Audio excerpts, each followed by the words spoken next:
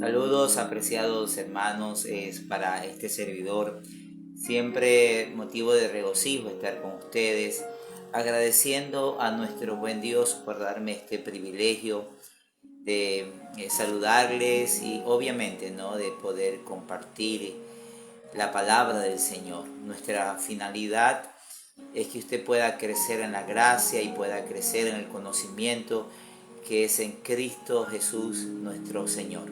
Estamos hablando sobre la oración modelo y vamos a continuar hablando sobre esta oración.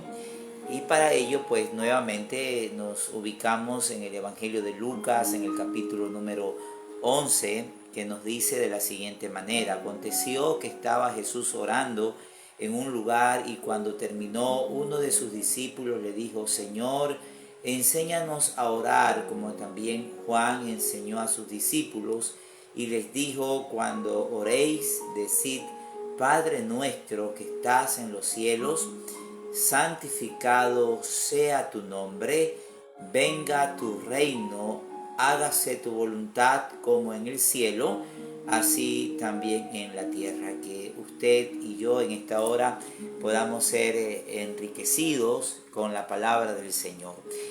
Hemos visto en nuestra enseñanza anterior que la primera petición que aparece en esta oración modelo es que debemos de pedir a nuestro Dios que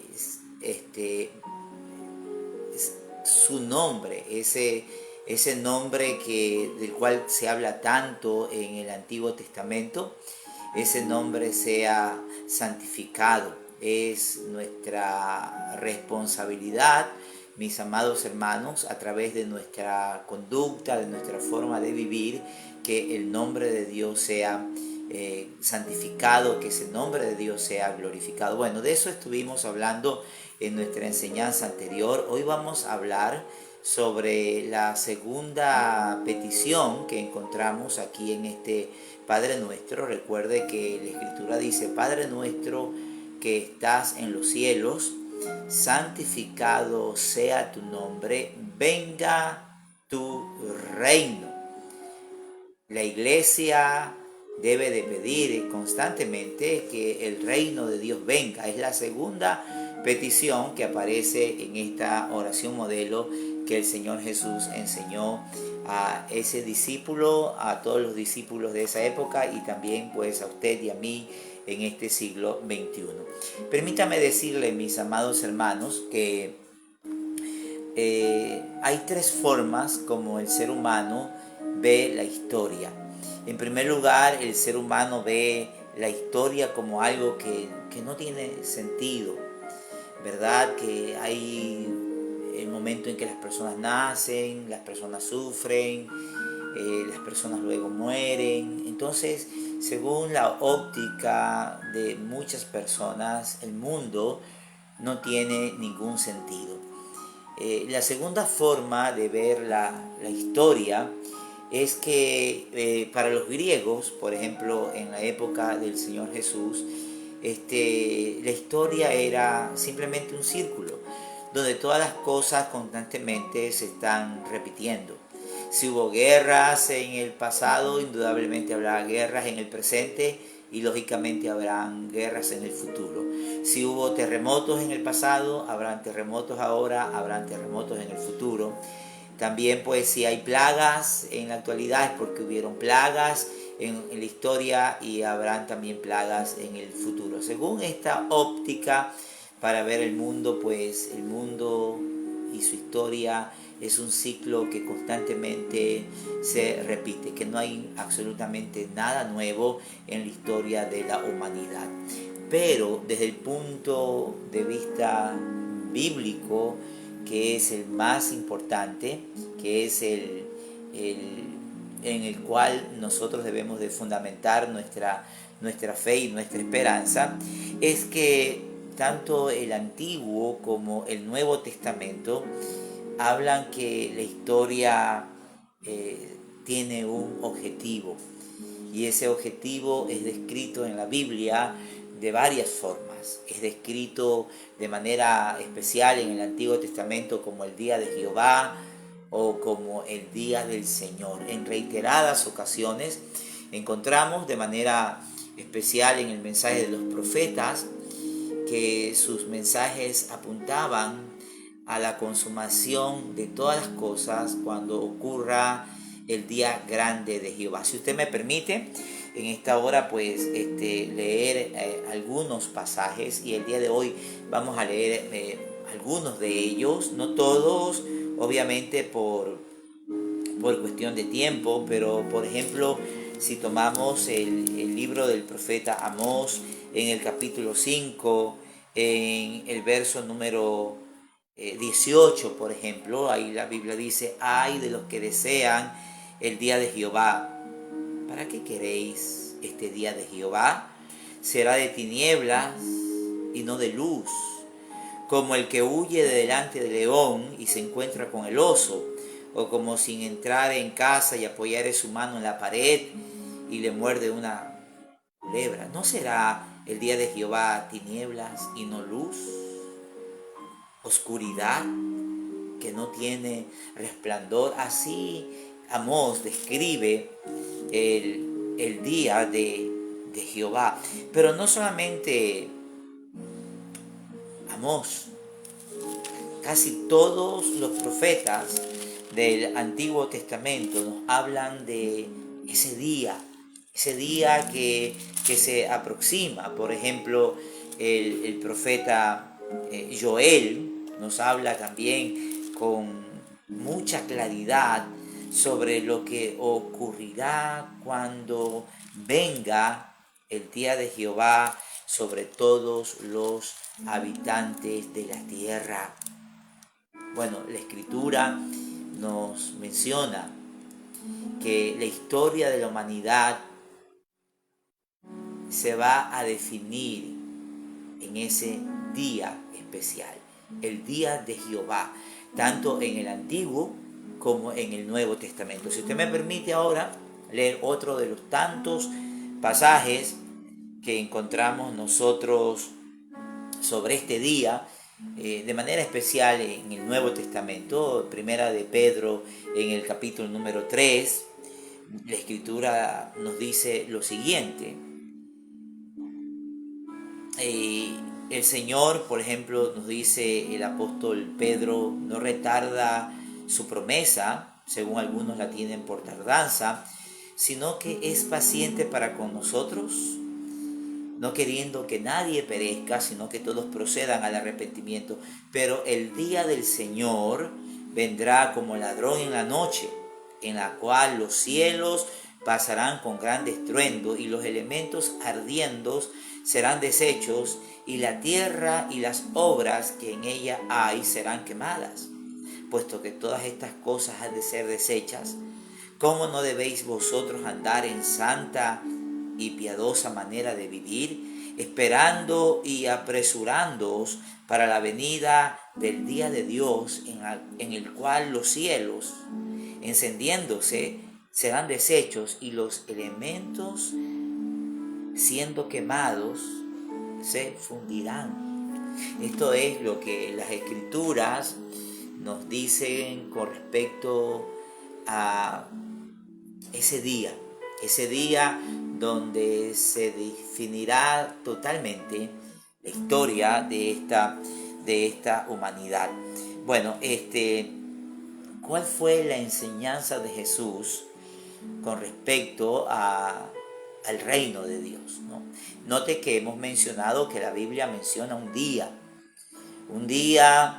que será un día de oscuridad, no de luz.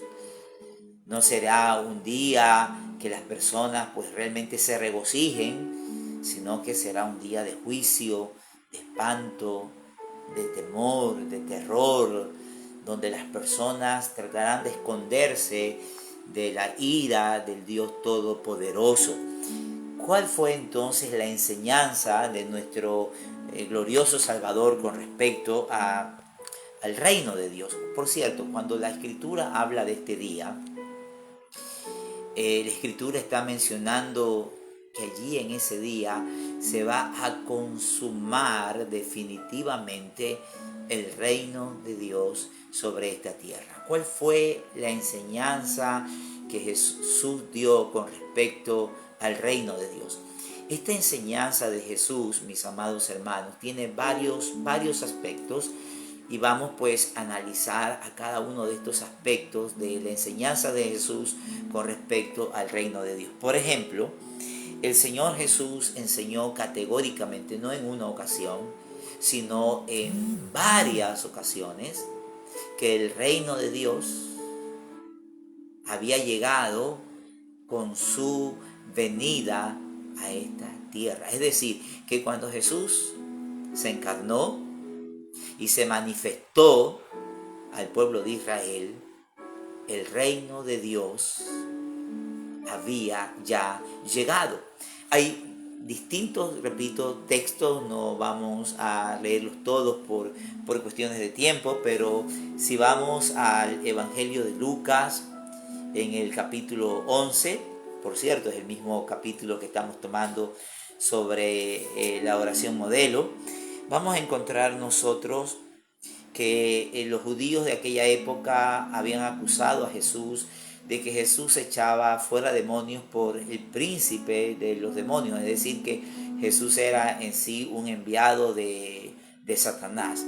Jesús entonces da la enseñanza que todo reino dividido es asolado, y una casa dividida se cae, y si Satanás está dividido, pues ¿cómo entonces va a permanecer su reino? Dice entonces en el verso número 19, pues si yo echo fuera los demonios por Belcebú, vuestros hijos, ¿por quién los echan? Por tanto ellos serán vuestros jueces. Mas si por el dedo de Dios echo fuera los demonios, ciertamente el reino de Dios ha llegado a vosotros. Si nosotros hacemos un análisis del ministerio de Jesús, fue un ministerio de sanidad, fue un ministerio de salvación, fue un ministerio de liberación. Jesús sanó enfermos, multitud de enfermos, libertó a multitud de personas oprimidas por Satanás. Entonces Jesús identifica este acto de echar fuera demonios y sanar enfermos como una clara manifestación de que el reino de Dios había ya en su persona llegado a esta tierra. Por ejemplo, Jesús le dijo a sus discípulos que el reino de Dios estaba entre ellos, y la referencia clara es hacia él mismo. Jesús es el reino de Dios, y Jesús manifestó las características de ese reino a través de su vida, a través de su ministerio. Si yo echo fuera demonios, indudablemente es porque el reino de Dios ha llegado a vosotros. Ahora bien, mis amados hermanos, la Escritura no solamente nos enseña esto con respecto al reino de Dios, la Escritura también va a enseñar que el reino de Dios se había acercado, pero que ese reino también estaba lejano.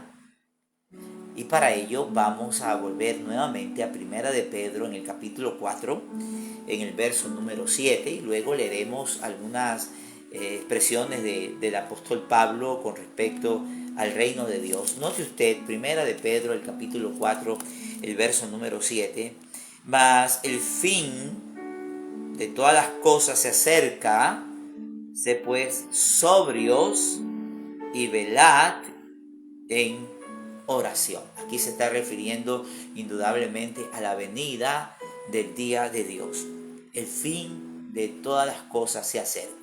¿Cuándo ocurrirá el fin de todas las cosas? Cuando el reino de Dios se establezca de una forma visible, permanente y eterna sobre esta tierra. Por eso es que más adelante el apóstol Pedro habla, ¿verdad?, de que los elementos ardiendo serán deshechos cuando se manifieste el gran día de Dios. Por lo tanto, por lo que hemos visto aquí, la enseñanza de Jesús indica que el reino de Dios, con su persona, había venido a esta tierra, pero el apóstol Pedro también nos está diciendo que ese reino está aún lejano, está cercano, ya se hizo visible, ya se hizo manifiesto con el ministerio, la vida, la muerte y la resurrección del Señor Jesús, pero también la Biblia apunta hacia un evento futuro, a una consumación total de este reino. Veamos por favor ahora lo que nos dice el apóstol Pablo en la primera carta a los Corintios, en el capítulo 7, en el verso número 29. El apóstol Pablo nos va a decir algo, amados hermanos, muy importante con respecto a este tema que en estos momentos pues estamos compartiendo. Por cierto, si tiene usted alguna pregunta, por favor puede hacernosla llegar, que con la ayuda de nuestro buen Dios responderemos. En 1 Corintios, el capítulo 7, el verso número 29 dice: pero esto digo, hermanos, que el tiempo es corto. Resta pues que los que tienen esposa sean como si no la tuviesen. El tiempo que resta es corto. Pronto el reino de Dios se hará manifiesto de una forma total, definitiva, gloriosa sobre esta tierra, sobre esta humanidad. Pero también las Escrituras nos mencionan que habrá una manifestación plena de este reino, y la Escritura habla de señales que indican que estamos muy próximos a la manifestación de ese reino. Si vamos a Lucas capítulo 21 y vemos allí la enseñanza al respecto que nuestro Salvador dio, vamos a encontrar cosas muy pero muy significativas.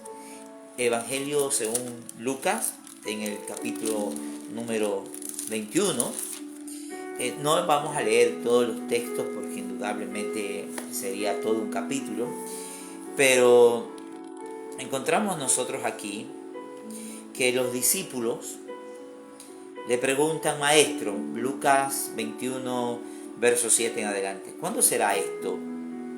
¿Y qué señal habrá cuando estas cosas estén para suceder?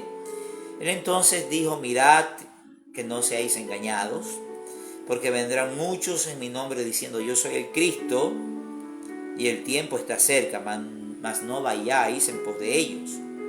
Y cuando oigáis de guerras, de sediciones, no os alarméis, porque es necesario que estas cosas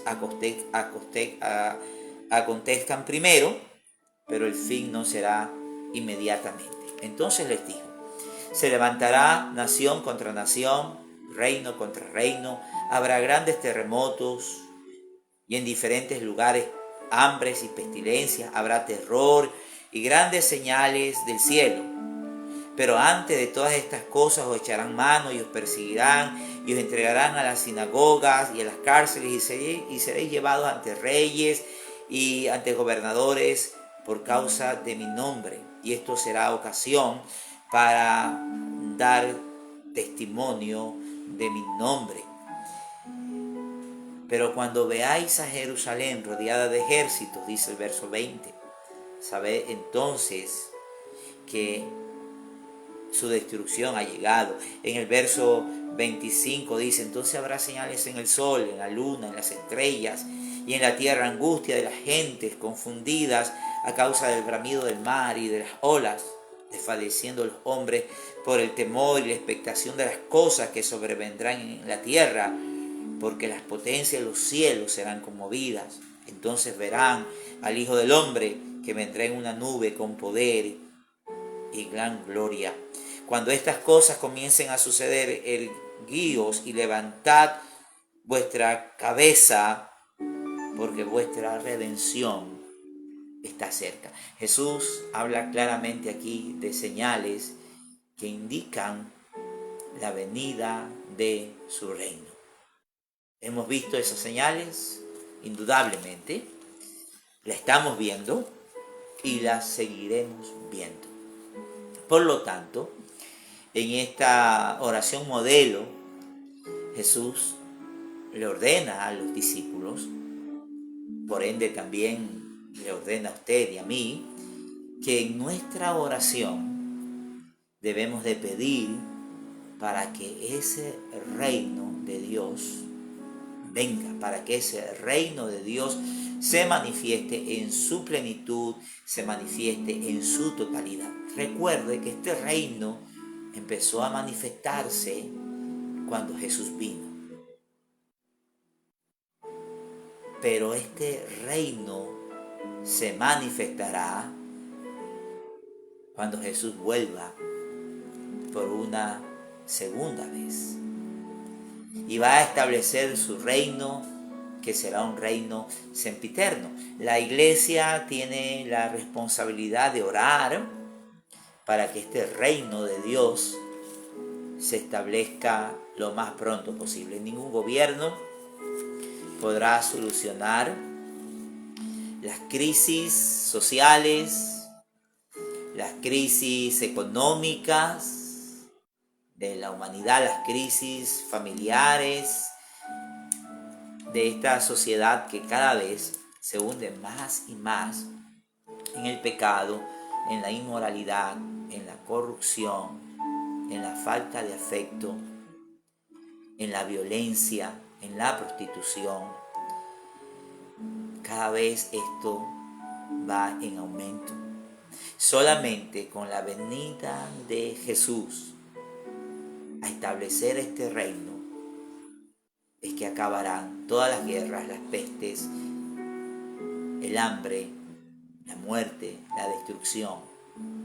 Por eso el gran anhelo de nosotros como iglesia es de que el Señor Jesús venga a establecer su reino. Es por esto que en este modelo de oración Jesús no aconsejó a sus discípulos, no le dio sugerencias. Jesús les dio una orden que deben de orar así. Vosotros oraréis así. Padre nuestro que estás en los cielos, santificado sea tu nombre, venga tu reino. Debemos de estar definitivamente interesados, preocupados, trabajando para que ese reino de Dios se establezca lo más pronto posible. Por ejemplo, hay algo más que deseo decirles al terminar, es que nadie puede precisar el día en que ese reino se va a establecer. Recuerde usted que Jesús enseñó que los ángeles no saben cuándo será ese día, ni el propio Jesús sabe cuándo será ese día.